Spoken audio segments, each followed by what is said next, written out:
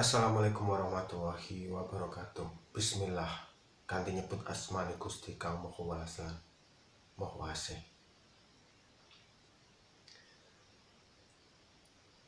Doa.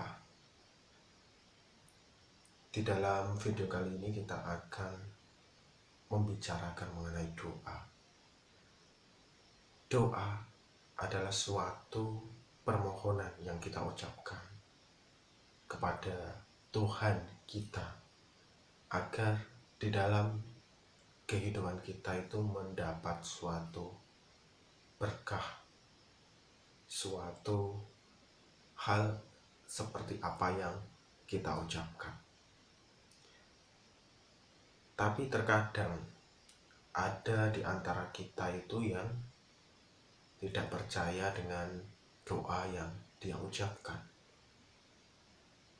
Padahal di dalam salah satu surat di Al-Quran itu dijelaskan bahwa Allah itu menjanjikan kepadamu suatu rezeki, suatu jalan-jalan menuju kebaikan itu ada yang dijanjikan dalam surat Az-Zariyat itu ada. Dan di sana Allah itu akan menurunkan suatu hal sesuai dengan apa yang kita katakan, apa yang kalian katakan.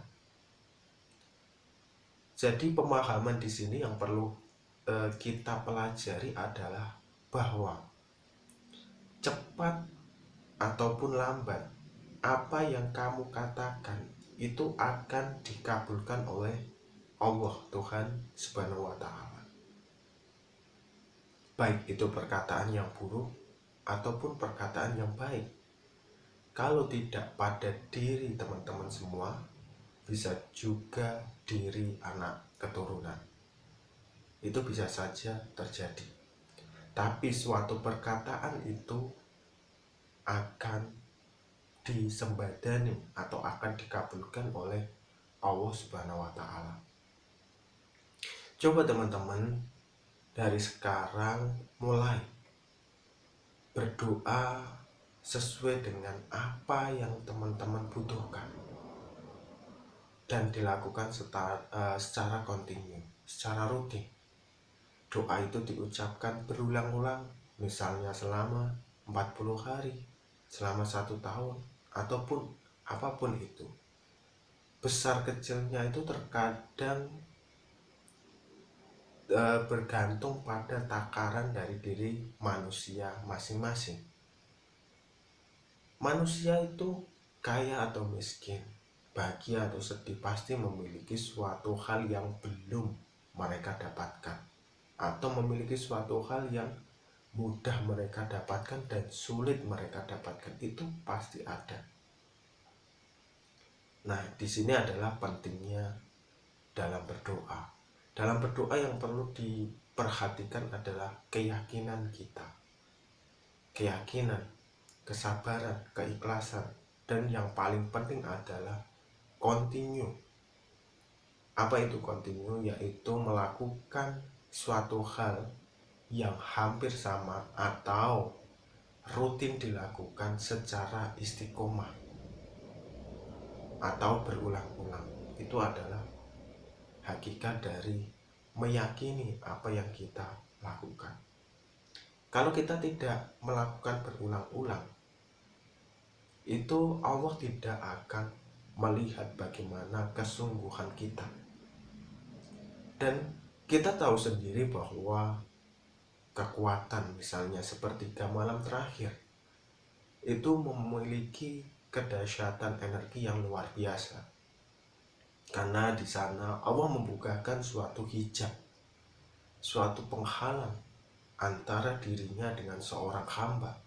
Apalagi untuk teman-teman kita atau diri kita yang mungkin kita diberikan nikmat Islam, barokah dalam beragama. Ini adalah suatu keberuntungan tersendiri. Entah itu teman-teman sebagai mu'alaf ataupun Islam sejak lahir.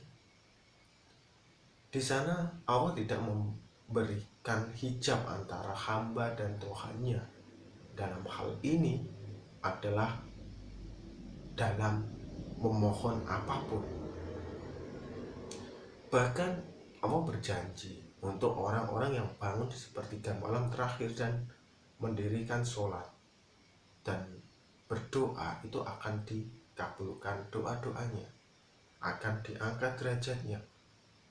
Ini adalah salah satu waktu yang mustajab dalam berdoa.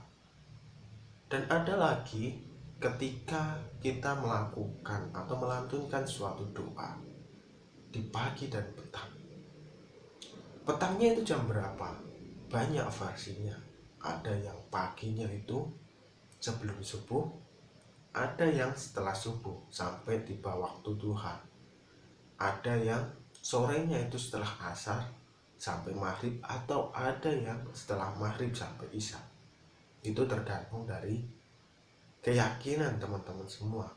Tidak ada yang menghalangi dalam berdoa ini. Karena apa? Tuhan telah mencontohkan melalui sholat yang dilakukan oleh umat Islam.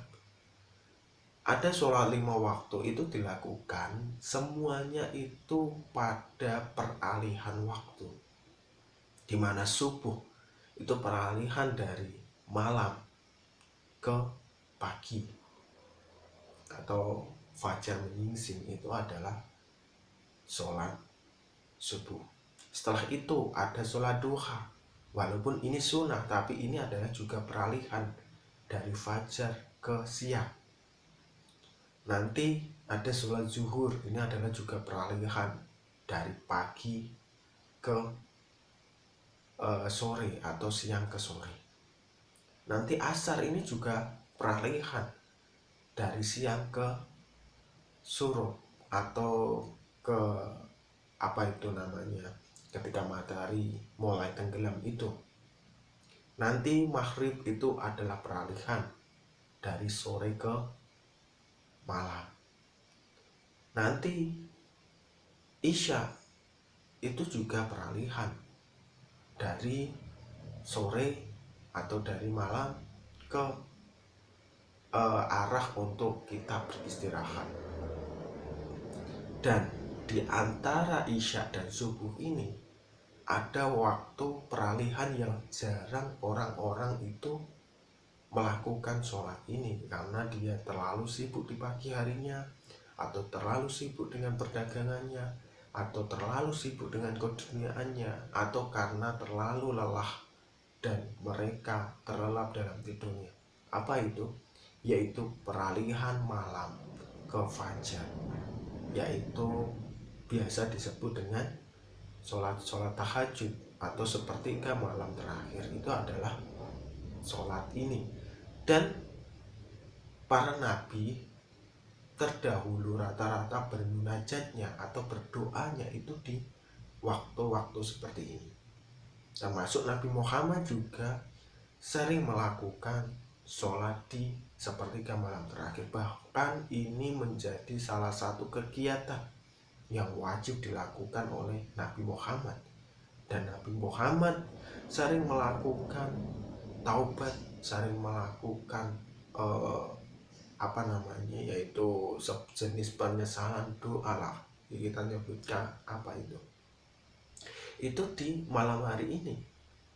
Beliau sering berzikir astagfirullahaladzim itu di malam hari seperti ini. Ada yang mengatakan zikir yang dilakukan sebanyak 70 kali, ada yang mengatakan 100 kali. Itu tergantung versi masing-masing. Yang perlu kita bahas di sini bukan memperdebatkan jumlahnya, tapi memperdebatkan apakah kita sudah melakukan hal seperti ini atau belum. Jika teman-teman ingin merasakan keajaiban perubahan dalam diri teman-teman semua, coba lakukan hal ini. Bangun malam, sholat taubat, sholat tahajud, terus nanti dilanjutkan dengan zikir dan doa.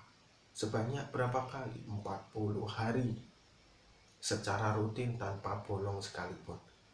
Setelah itu nanti dilanjutkan dengan rutinan setiap hari selama 1 tahun, 2 tahun, 3 tahun, bahkan ini menjadi habit, kebiasaan teman-teman semuanya. Semoga sedikit hal ini bisa memberikan pencerahan untuk kita semua dan merubah diri kita menjadi orang yang lebih baik. Semoga beruntung, selalu dekat dengan rezeki, dijauhkan dari segala bala dan musibah.